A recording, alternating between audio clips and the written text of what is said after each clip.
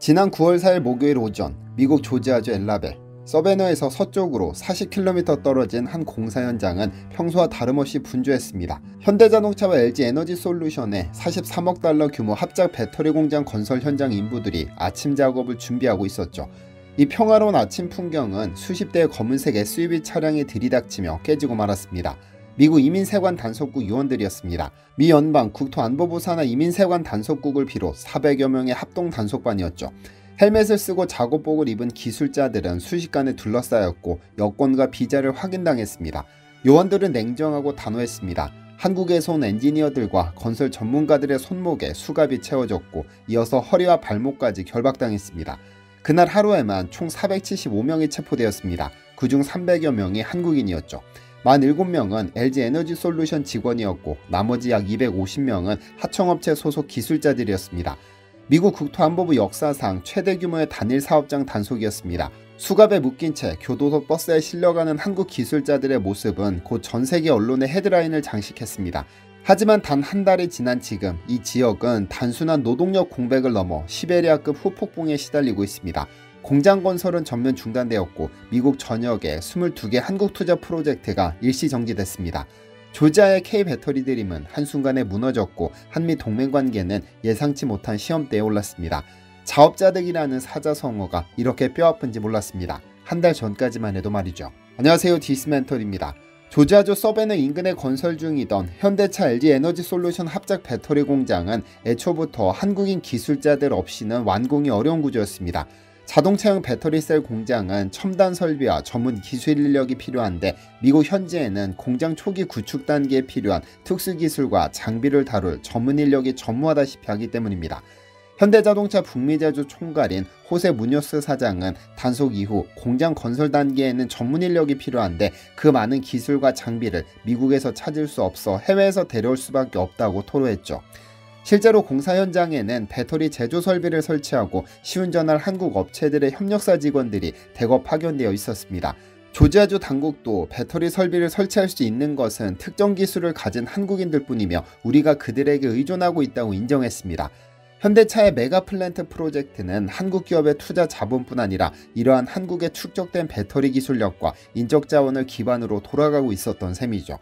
이렇듯 한국 인력에 상당 부분 의존하던 상황에서 왜 미 당국의 대대적인 이민 단속이 벌어진 것일까요? ICE를 비롯한 연방기관들은 이번 단속이 법 집행상의 정당한 조치였다고 주장합니다. 단속 당시 현장에서 체포된 한국인 기술자 상당수가 미국 취업비자가 아닌 전자여행 허가나 상용 방문 비자로 입국해 사실상 무허가 취업활동을 하고 있었다는 것인데요. 그런데 단속 시점에 묘한 논란을 낳았습니다. 공교롭게도 이 사건은 한미 정상이 워싱턴에서 만나 경제협력을 강화하자고 약속한 지 불과 열흘 만에 그리고 미국과의 무역협상에서 미국산에 매겨진 고율관세 인하를 이끌어내는 대가로 미국 내 3,500달러 규모 투자 계획까지 발표한 참이었으니까요. 즉 한국은 미국의 제조업 부흥 정책에 협력하겠다며 거액 투자를 약속했는데 정작 현장에 파견된 우리 기술자들은 미국 땅에서 범죄자처럼 체포되는 상황이 벌어진 겁니다. 이런 아이러니에 한국 내 여론이 들끓자 트럼프 미 대통령도 즉각 진화에 나서며 투자 위축을 원치 않는다며 꼬리를 내리기도 했습니다. 그런데 한국인 체포의 여파는 조지아주 경제에 시베리아급 한파를 몰고 왔습니다. 역대 최대 규모로 실시된 이민 단속 작전은 공사의 즉각적인 올스톱으로 이어졌습니다. 미국 관보 역사에 남을 이번 단속으로 현장은 한순간에 폐허처럼 변했고 공사 재개 시점은 안개 속으로 빠졌죠. 단속 직후 한국 측은 현장 공사를 전면 중단하고 당국 조사에 협조하겠다고 발표했습니다. 핵심 인력 300여 명이 구금되면서 사실상 공사를 계속할 방법도 없었으니까요. 체포 사흘 후인 9월 7일 미국과 한국 정부는 협의를 거쳐 한국인 구금자들을 신속히 석방, 송환하기로 합의했고 대부분의 한국인 기술자들은 열흘 가까이 이민당국 구치소에 수감되었다가 9월 12일 특별 전세기편으로 한국으로 돌아왔는데요. 핵심 기술 인력이 빠져나간 상황에서 현대차는 당초 올해 말로 예정했던 배터리 공장 가동을 연기할 수밖에 없었는데 최소 2-3개월 지연될 것으로 보입니다. 한편 공사가 중단된 사이 현장은 사실상 텅텅 비었습니다. 현대차와 협력업체 직원 1,200여 명이 투입된 공사장은 인적이 끊겼고 천문학적 규모로 조성되던 부지도 유령도시처럼 변했습니다. 이러한 사업 차질은 지역 경제에 직격탄이 됐는데요. 원래 이 공장 건설을 통해 인근의 물류창고와 주택 분양이 활기를 띠며 서베너 일대 경제를 견인하고 있었는데 공백이 생기자 동시에 한파가 불어왔죠. 설상가상으로 때마침 조지아주 서베너 지역에 오래된 제지공장 2곳이 폐쇄되어 1,100여 명의 일자리가 한꺼번에 사라지는 일도 발생했습니다. 90년 역사의 국제제지 공장들이 문을 닫으며 연간 목재산업 종사자 5만 2천여 명이 타격을 입는 지역경제 악재가 터졌죠. 새 일자리가 창출되리라 기대했던 현대차 공장은 멈춰서고 기존 일자리를 제공하던 공장은 문을 닫는 꼴이 되자 조지아주 주민들은 허탈감을 감추지 못했습니다. 현지 일간지 애틀랜타 저널 컨스티튜션은 서베너 지역이 대량 실업 사태의 골머리를 앓고 있다며 현대차 공장이 견인하던 일자리의 앞날도 막막해졌다고 전했습니다. 지역 사회와 정치권에서는 하루빨리 한국인 기술자들을 돌려보내 공사를 정상화해야 한다는 목소리가 높아지고 있습니다. 서베너 채턴 카운티 경제개발청의 트립 톨리슨 대표는 그분들이 꼭 돌아와야 한다. 공장에 기술을 설치하고 향후 직원을 가르칠 사람은 그들뿐이라며 한국인 엔지니어들의 복귀가 절대적으로 필요함을 강조했습니다. 톨리슨 대표와 조지아주 경제개발구 국장 패트 윌슨 등은 현대차 경영진과 직접 만나 지역에 변함없는 지원 의지를 전달하며 이번 단속은 작은 차질에 불과하며 사업 협약은 여전히 유효하다고 안심시키기도 했습니다. 사실상 현대차 없이 조지아주의 경제 침체, 아니 폐쇄는 막을 수 없으니까요.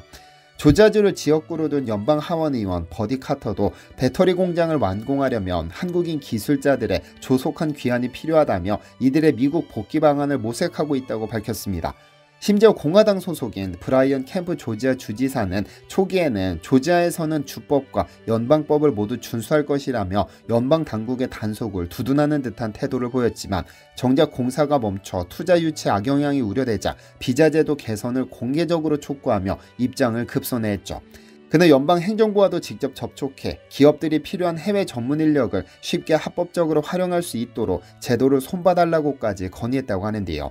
지역경제계도 한 목소리로 제도 보완을 촉구했습니다. 조지아 상공회의소의 크리스 클라크 회장은 한국인 기술자들은 임시로 와서 미국인들을 교육하고 독특한 전문 지식과 노하우를 전수해준다.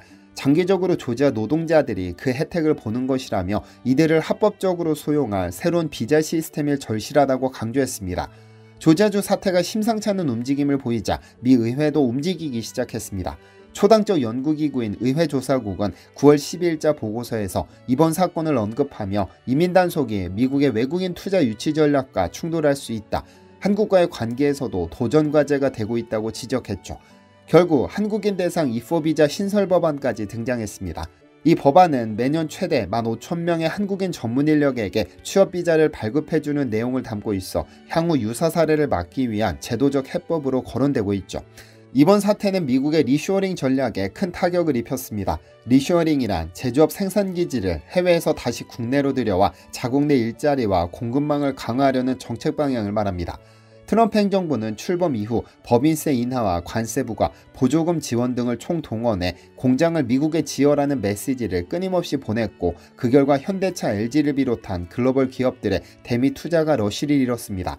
조 바이든 대통령도 인플레이션 감축법 등을 통해 전기차 배터리와 반도체 공장을 미국에 유치하는 데 열을 올렸고 이러한 노력으로 미국 남부 배터리 벨트 지역에 수십조 원 규모의 한국 기업 공장이 줄지어 건설 중이었죠. 하지만 정작 핵심 기술 인력 수급 문제를 간과한 정책적 허점이 드러나고 말았습니다.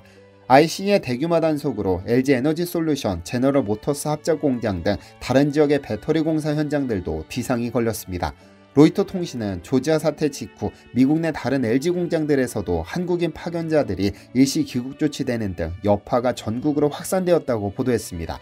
실제로 삼성전자와 SK 하이닉스도 각각 미국 출장 자제령을 내리며 엔지니어들에게 무비자 입국을 삼가고 공식 비자를 받도록 지침을 강화했습니다. 그동안 관행적으로 활용되던 비자 면제 출장 방식이 한순간에 위험천인이 된 겁니다. 이로 인해 곳곳에서 공장 건설 지연과 인력 교체 문제가 불거져 미국 내 첨단 제조 현장들이 보이지 않는 손발이 묶인 상태가 됐습니다. 일자리와 공장을 미국으로 가져오자며 촉발된 리쇼어링 드라이브가 정작 그 일자리를 만들어줄 사람들을 쫓아냄으로써 자기 발등을 찍은 형국이 된 것이죠. 미국 언론도 이번 사태의 자기 모순을 지적하고 나섰습니다. 월스트리트저널은 사태 직후 사설에서 조지아주 공장 급수과 같은 단속은 트럼프 대통령이 원한다는 바로 그 외국인 투자를 오히려 억제하는 효과를 낳는다고 꼬집었는데, 실제로 사건 직후 일부 해외 기업들은 투자 계획 재검토를 시사했습니다. 미국에 공장을 지으면 이런 일을 당할 수도 있다는 불안감이 퍼진다면 수백억 달러의 해외 자본을 끌어오는데 차질이 빚어질 것은 자명합니다. 현대차그룹 정의선 회장도 이번 사건이 몹시 걱정되었다면서도 다행히 정부 간 협의로 직원들이 귀국하게 되어 안도한다, 비자 제도가 더 나아지길 바란다고 우회적으로 불만을 드러내기도 했죠. 자업자득, 스스로 불러온 재앙이라는 사자성어가 이번 조지아주 사태에 꼭 들어맞는 표현일지도 모릅니다. 미국 조지아주는 첨단 제조업 일자리 유치를 주의 미래를 책임질 것으로 예상했지만 필수 인력이던 한국인을 대거 내쫓음으로써 그 복을 스스로 걷어짠 꼴이 됐습니다. 그 결과 현대차 LG 배터리 공사는 개시도 전에 삐걱거렸고 지역 경제는 돌연 불확실성에 휘말렸습니다. 당초 2025년 말로 예정됐던 공장 가동은 2026년으로 늦춰졌으며 수천만 달러에 이르는 추가 비용과 수익 손실은 불가피해 보입니다. 더 큰 문제는 신뢰의 상처입니다. 한국 기업들은 믿고 투자해도 되나 의구심을 품게 되었고, 한국 국민들은 동맹국 미국의 이면을 목도하며 씁쓸함을 느꼈습니다. 조지아 주민들 또한 한때 환영했던 단속이 자신들의 일자리를 위협할 뻔했다는 사실에 당혹감을 감추지 못했습니다. 과연 조지아주의 미래는 어떻게 전개될까요?